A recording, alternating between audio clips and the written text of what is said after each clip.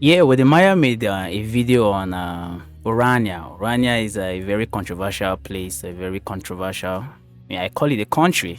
Let me call it a country since it has all the facilities and infrastructures that make up a country, and they also identify as a country inside of South Africa. He made a visit to Orania. When he got there, he was really amazed. I myself, I must tell you that I am amazed by everything I see in Orania, which is why I'm taking my time to do a little summary on the video. This is Orania, and Orania is very amazing. It has hospitals, schools, its own little form of government. It has its security. It has a very, very large farmland, and they center mainly on agriculture. Because agriculture is like the backbone of survival. It's the backbone of any country. Without agriculture, you cannot survive. Without the farmland, even the doctors themselves cannot treat. Nobody can do anything. And it's very, very impressive. I went through this, and I must tell you, for real, man, a big thumbs up to Wademaya for undertaking this research. Only. If I have to decode the whites only, I'm talking about Africans only. So if you're a black man like me, you cannot stay there. We say Orania is a community for Afrikaners. It's not an issue just white in, black out. It's a question of culture. But someone might ask, if you want to preserve your culture, you're preserving your culture on a land that belongs to South Africa.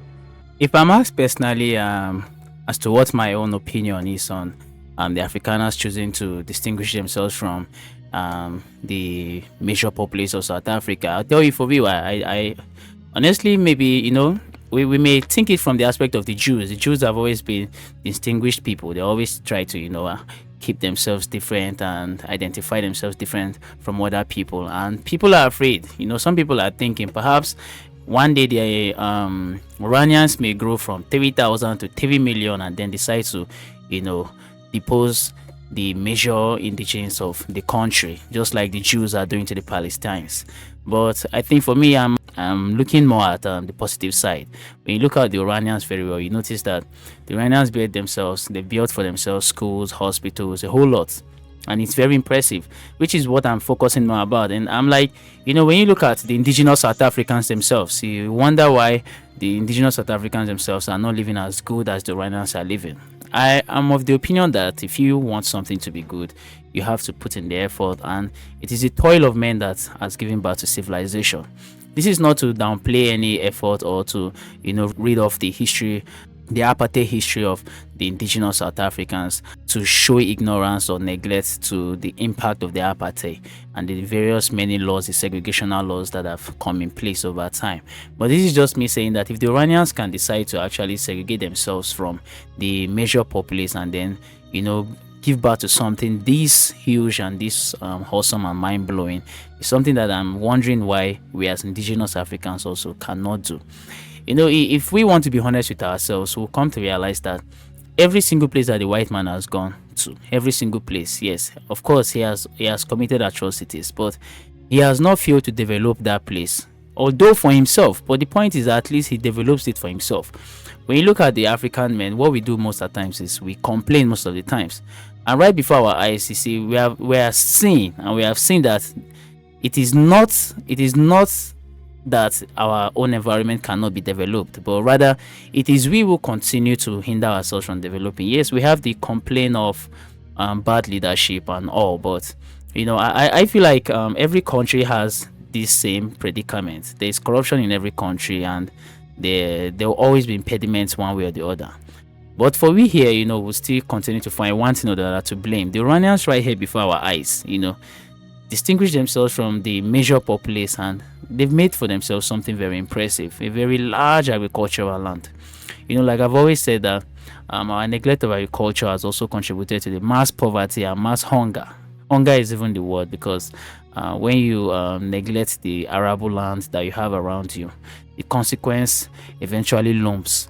And here we are, when you look at the Orania landscape, you see that majority of the land is being preserved for agriculture, because they make a whole lot from the agriculture, then they exchange the surplus for things that they also need, which is very, very commendable.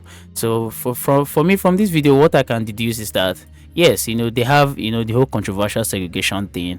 They do not want to be mixed with other people. We could term that racism.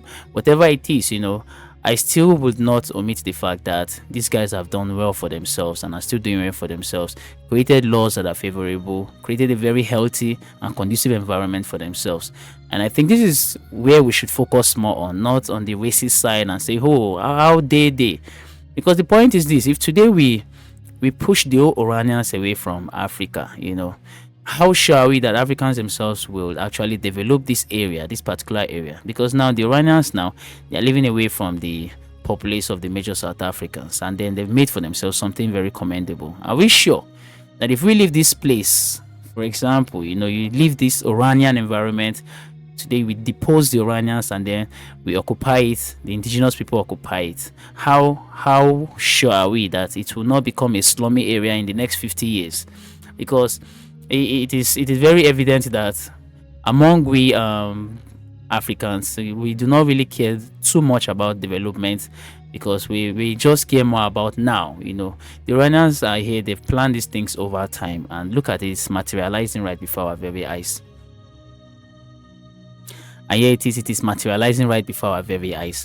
And so I do not think that the question of race and all of that is something that is as important as emulating the achievements that they have achieved right before our very eyes. But my experience is two things I take from Orania. Number one is that they're doing it for themselves. And that's the culture that we as black people need to learn fast and hard.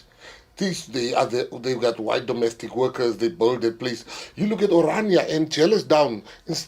What is wrong with Orania for me is the racism thing. What is right is the fact that those people are building a city right in front of our eyes. Honestly, the Iranians are very impressive. And yes, I'm glad that Wedemaya himself said it at the end of the video. He's very impressed by every single thing they've achieved. Their achievements are very much worth noting. And a big thumbs up to them. To me, honestly, personally, that's where I stand. I stand with the Iranians. I don't care about the racist side you want to point out, because, they actually developed this place from scratch. And then that is all I care about. For themselves. Hello, my people. I am Great Dave. If you enjoy my vlogging and you wish to see more of this, do me a favor, hit the like button and also subscribe. If you're watching from Facebook, also give me a follow. I would really appreciate that. And yes, you can also share my works for your friends and family members. And also do not forget to hit the notification button just so you can get notified the very moment I drop. I hope to see you next time, and yeah, take care.